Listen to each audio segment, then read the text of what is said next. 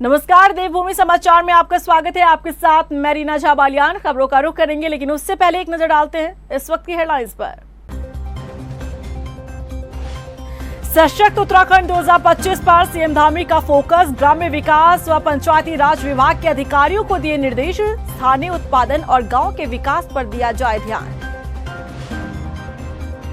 दिल्ली दौरे से वापस लौटे सीएम धामी का बयान। पीएम मोदी और केंद्रीय मंत्रियों से मुलाकात में हुई प्रदेश हित के मुद्दों पर चर्चा। केंद्रीय नेतृत्व में तेजी से हो रहा राज्य में विकास। देहरादून में हुई बारिश से खुली स्मार्ट सिटी की पोल। तालाब में तब्दील हुई सड़कें। नाव की तरह बहती दिखी गाड़ियां। तैयारियों को लेकर नगर निगम के दावों की निकली हवा। उत्तराखंड में पहाड़ से मैदान तक बारिश का कहर। भारी बरसात के चलते नैनीताल जिले में कल स्कूल बंद। जिलाधिकारी ने जारी किया आदेश।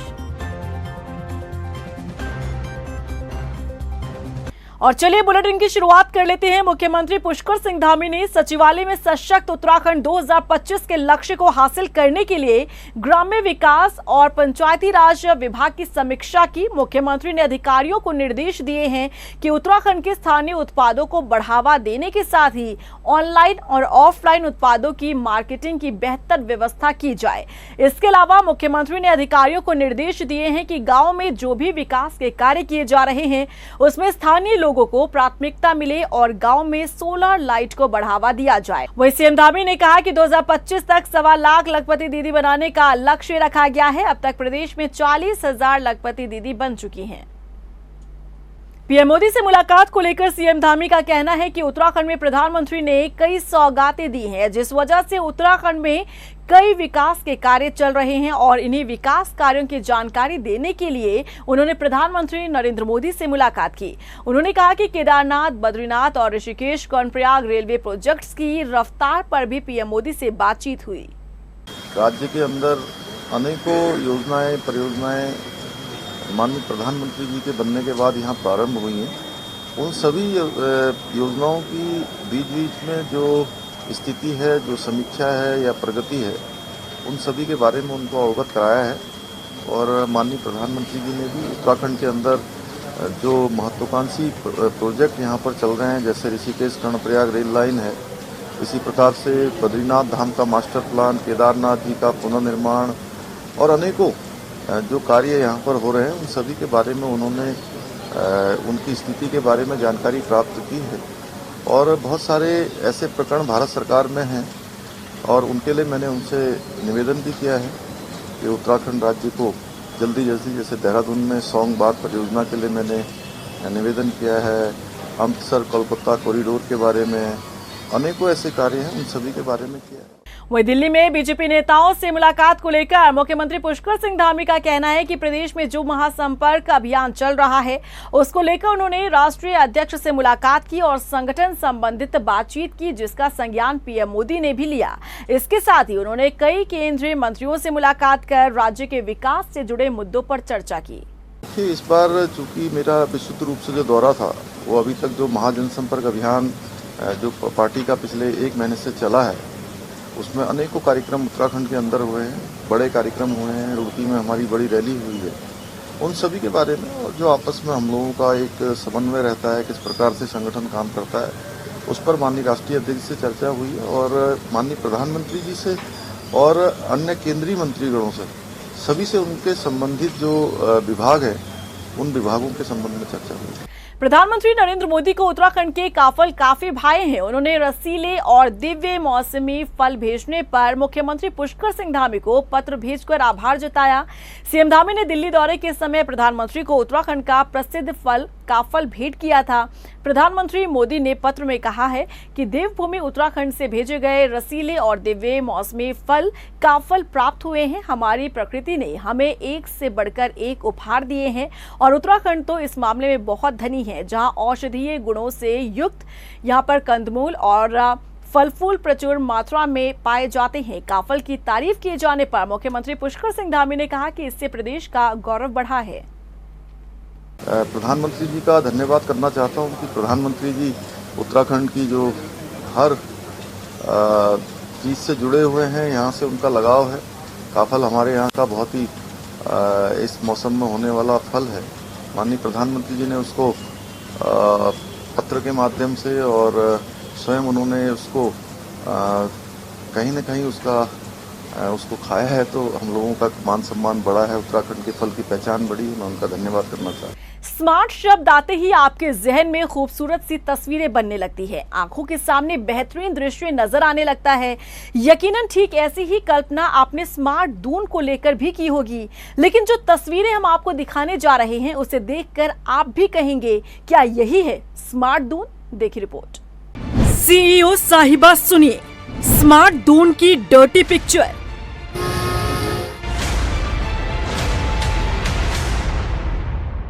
करोड़ों खर्च लेकिन हालात बदतर।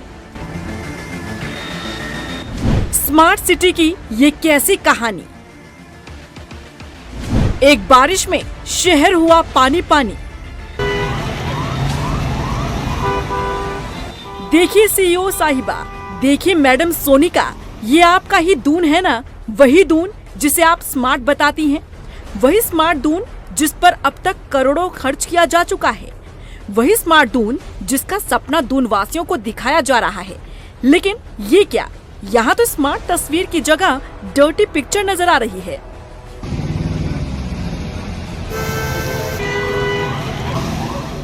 चमचमाती सड़कों की जगह जलमग्न होती सड़कें नजर आ रही हैं। ये हमें ही दिख रहा है या आपने भी ये तस्वीरें देखी हैं मैडम?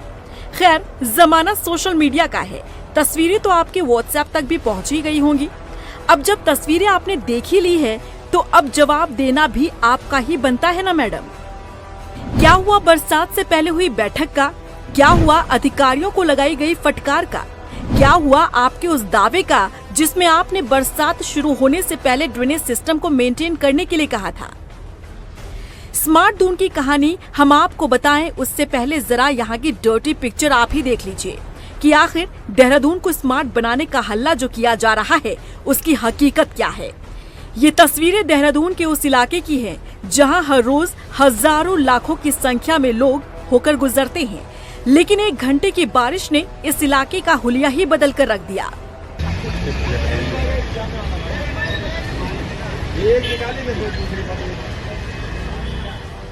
सड़क तालाब बन चुकी हैं, गाड़ियां नाव की तरह तैरती दिख रही हैं और आम जनमानस बेहाल है, परेशान है। लेकिन इनकी परेशानी को सुनने वाला कोई नहीं, क्योंकि इनके पास अधिकारियों के जैसी ताकत नहीं है, अधिकारियों के जैसा रुतबा नहीं है। ये बेचारे हैं, पेट के मारे हैं। 2 वक्त की रोटी कमाने के लिए घर से निकले तो कुदरत के जल लीला ने हर तरफ जलमग्न कर दिया। लेकिन इन सबके बीच सवाल तो सीईओ मैडम आपसे है, आखिर कब तक लोगों को यूं ही परेशान होने दिया जाएगा? शुरुआती दौर में स्मार्ट सिटी को लेकर दून वासियों में क्रेज तो बहुत नजर आया, लेकिन अब यहाँ के लोग भी भलीभांति समझ चुके हैं कि स्मार्ट सिटी के नाम पर सिर्फ करोड़ों खर्च होते रहेंगे और काम के नाम पर ढाक के 3 पात ही रहेगा। बता दें कि 1461 करोड़ रुपए के शुरुआती बजट वाले स्मार्ट सिटी प्रोजेक्ट को इस तरह से पेश किया गया था कि मानो दून कुछ ही वर्षों में पेरिस बन जाएगा। लेकिन एक बारिश ने पूरे देहरादून की तस्वीर बदल कर रख दी और दावों की पोल भी खोल दी। ऐसे में सवाल उठता है, तो आपसे ही पूछा जाएगा ना मैडम सोनिका, कि आखिर किस स्मार्ट सिटी दून की बात आप करती हैं? आखिर कहाँ गया वो करोड़ों रुपया जो स्मार्ट दून के नाम पर खर्च किया गया? आखिर क्यों दून वासियों को झूठे सपने दिखाए जा रहे हैं? और आखिर कब तक लोगों को यूं ही बेवकूफ बनाया जाता रहेगा? जहां एक तरफ हजारों करोड़ खर्च कर देहरादून स्मार्ट सिटी बनाने के दावे हो रहे हैं, तो वहीं एक दिन की बारिश ने स्मार्ट सिटी की पोल खोल कर रख दी है। जगह जगह जल भराव की स्थिति से आम जनमानस को कठिनाइयों का सामना करना पड़ता है। हालांकि मुख्यमंत्री पुष्कर सिंह धामी का कहना है कि स्मार्ट सिटी के कार्यों की समीक्षा की जा रही है, इन कार्यों में और तेजी लाई जाएगी। स्मार्ट सिटी के काम को और तेजी से उसकी समीक्षा, तेजी से उसकी प्रगति हो, और इस पर हम लोग लगातार पिछली बैठकों में भी हम लोगों ने चर्चा की है। और कहीं ना कहीं मैं समझता हूं कि और अभी उस पर तेजी लाने की जरूरत है, उस पर काम हो रहा है। शहर की व्यवस्थाओं को दुरुस्त करने की जिम्मेदारी नगर निगम की होती है, लेकिन आप जब देहरादून शहर का हाल देखेंगे तो हैरान रह जाएंगे।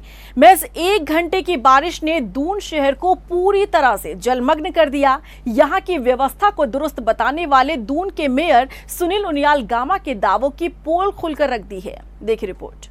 देखिए मेयर साहब, अपने शहर का हाल देखिए, अपनी व्यवस्था की खुलती पोल देखिए, देखिए अपने शहर का विकास। क्या जनता ने यही लगाई थी आपसे आस? कुछ बताने से पहले ये तस्वीर देख लीजिए, क्योंकि ये तस्वीरें अपने आप में सब कुछ बयां कर रही है। ये तस्वीरें बता रही हैं कि जिस दून शहर के विकास को लेकर मेयर सुनील उनियाल गामा अपनी पीठ थपथपाते हैं, उसकी असलियत क्या है।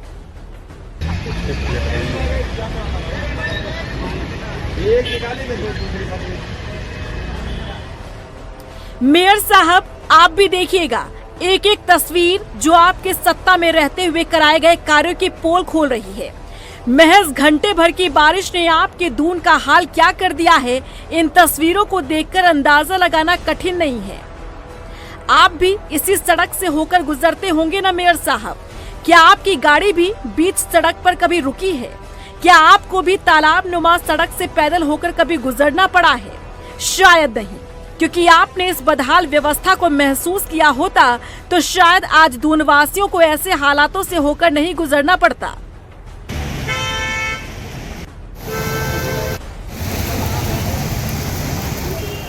देहरादून की ये मुख्य सड़कें हैं जहां से बड़ी तादाद में लोगों का आना जाना लगा रहता है, लेकिन इसके बावजूद भी आपकी व्यवस्था यहां चौपट नजर आई। दून में घंटे भर की बारिश ने आपके दावों की पोल खोलकर रख दी। बारिश के बाद शहर के हालात और बदतर हो गए। चौक चौराहे तालाब में तब्दील नजर आए तो सड़कों पर नदियां बहती नजर आई। इसे नगर निगम की अधूरी तैयारी ही कहेंगे मेयर साहब कि ज्यादातर नालियां चौक पड़ी मिली।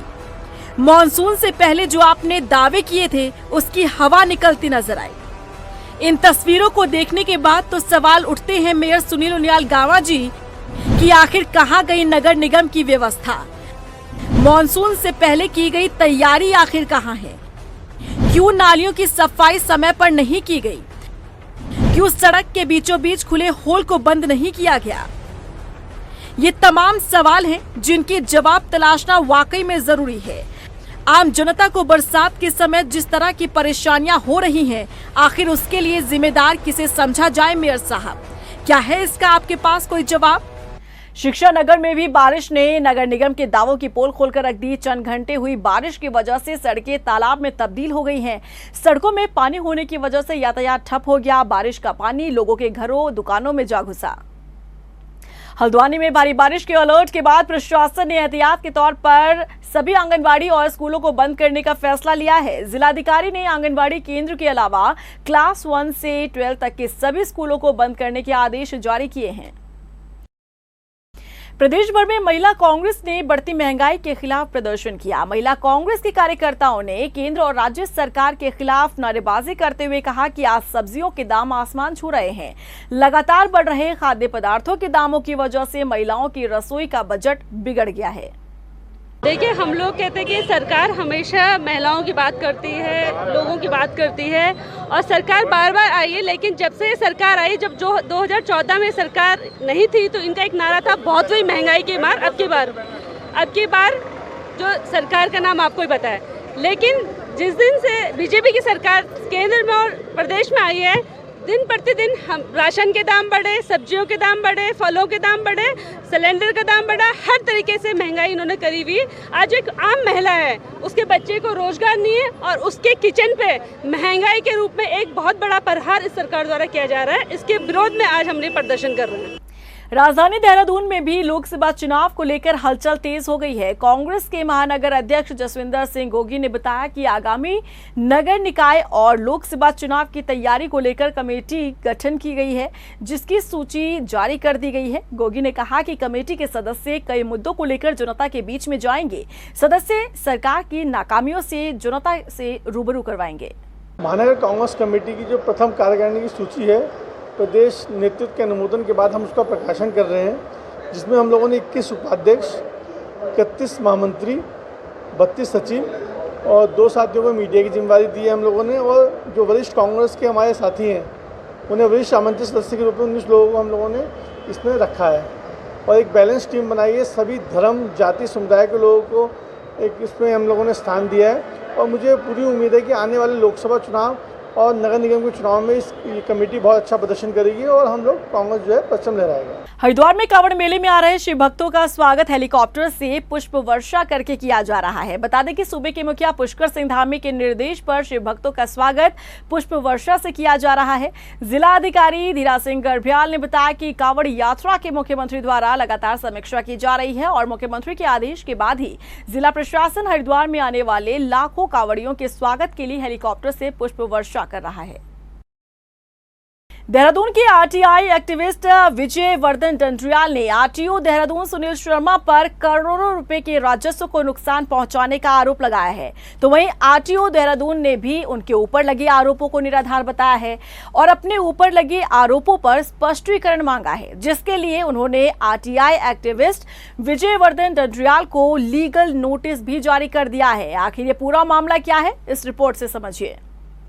देहरादून के आरटीआई एक्टिविस्ट विजय वर्धन डंडरियाल ने आरटीओ सुनील शर्मा पर करोड़ों रुपए के राजस्व को नुकसान पहुंचाने का आरोप लगाया है। विजय वर्धन डंडरियाल ने बताया कि जुलाई 2022 में परिवहन विभाग के 2 संभागों के आपस में विलय के बाद वर्तमान में देहरादून विकास नगर और डाक पत्थर में अंतर्राज्यीय मार्गों पर 116 संचालित बसों के 81 फेरों की जगह 464 फेरे लगाए गए, जबकि टैक्स केवल 81 फेरों का ही जमा किया जाता है। यही नहीं, आरटीए की बैठक में फैसला लिया गया था कि इस मार्ग पर चलाई जा रही बसों में जीपीएस भी लगाया जाएगा, लेकिन अब तक किसी भी बस में जीपीएस नहीं लगाया गया। विजय वर्धन का आरोप है कि देहरादून आरटीओ सुनील कुमार वाहन स्वामी से मिलकर राज्य सरकार को करोड़ों रुपए का नुकसान पहुंचा रहे हैं।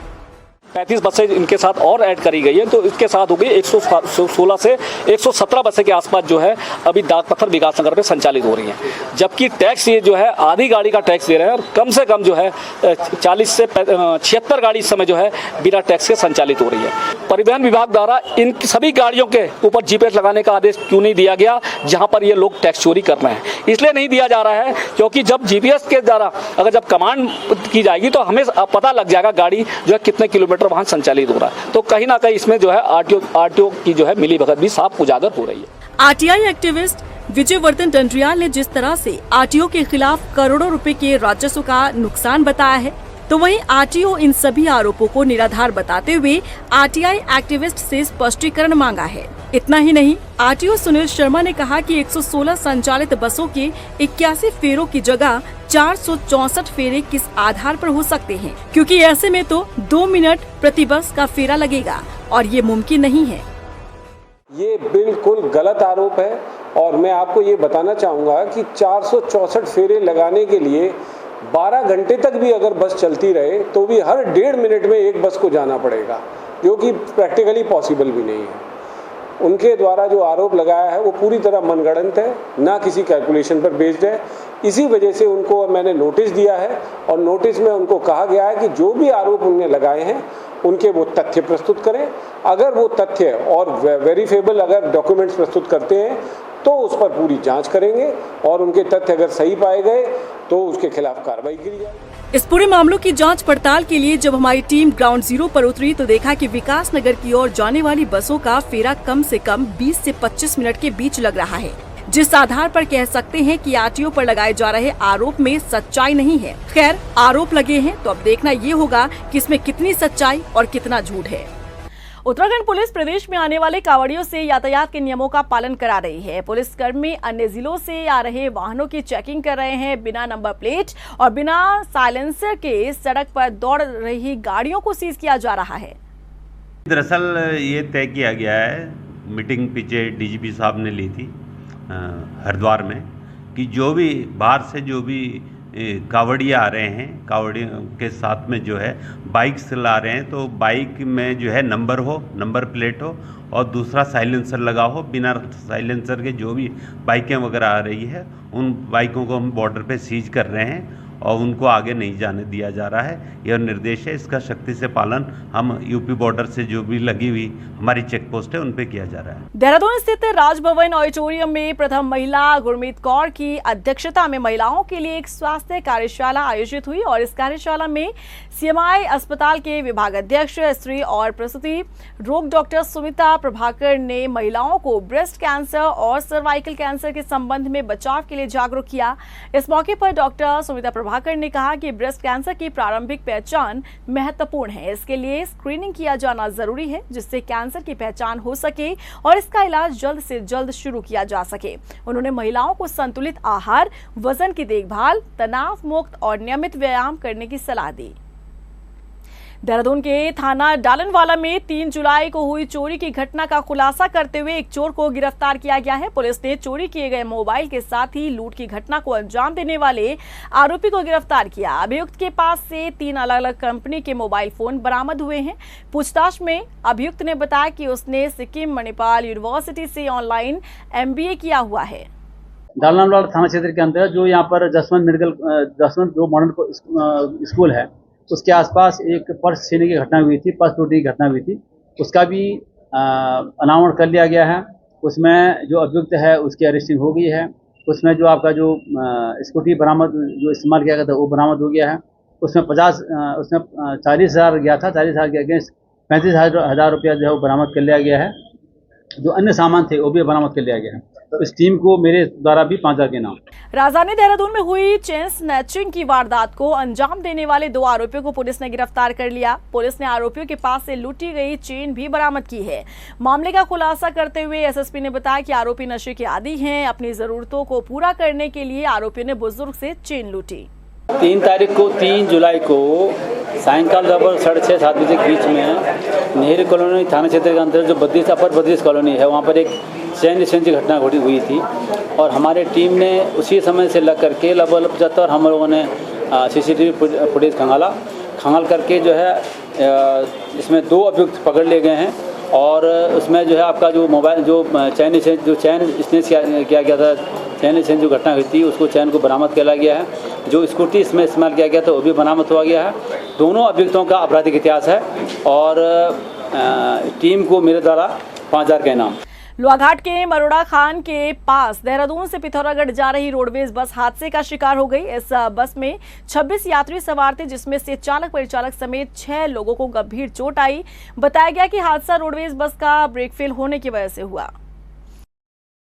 ज़्यादा पेशेंट्स के मतलब स्वेलिंग और ये काफ़ी जगह स्वेलिंग दिख रही है तो उसके लिए एक्सरे के लिए भेजा हुआ है। एक का मेजर स्वेलिंग लग रही है हमें जिसके एल्बो साइड पे हो रखा है। बाकी सब ठीक है, बेसिक मैनेजमेंट फर्स्ट एड से ठीक है, रिकवर हो जाएंगे। और बुलेटिन में फिलहाल बस इतना ही, लेकिन चलते चलते एक नजर डालते हैं इस वक्त की हेडलाइंस पर। सशक्त उत्तराखंड 2025 पर सीएम धामी का फोकस। ग्राम्य विकास व पंचायती राज विभाग के अधिकारियों को दिए निर्देश। स्थानीय उत्पादन और गांव के विकास पर दिया जाए ध्यान। दिल्ली दौरे से वापस लौटे सीएम धामी का बयान। पीएम मोदी और केंद्रीय मंत्रियों से मुलाकात में हुई प्रदेश हित के मुद्दों पर चर्चा। केंद्रीय नेतृत्व में तेजी से हो रहा राज्य में विकास। देहरादून में हुई बारिश से खुली स्मार्ट सिटी की पोल। तालाब में तब्दील हुई सड़कें। नाव की तरह बहती दिखी गाड़ियां। तैयारियों को लेकर नगर निगम के दावों की निकली हवा। उत्तराखंड में पहाड़ से मैदान तक बारिश का कहर। भारी बरसात के चलते नैनीताल जिले में कल स्कूल बंद। जिलाधिकारी ने जारी किया आदेश।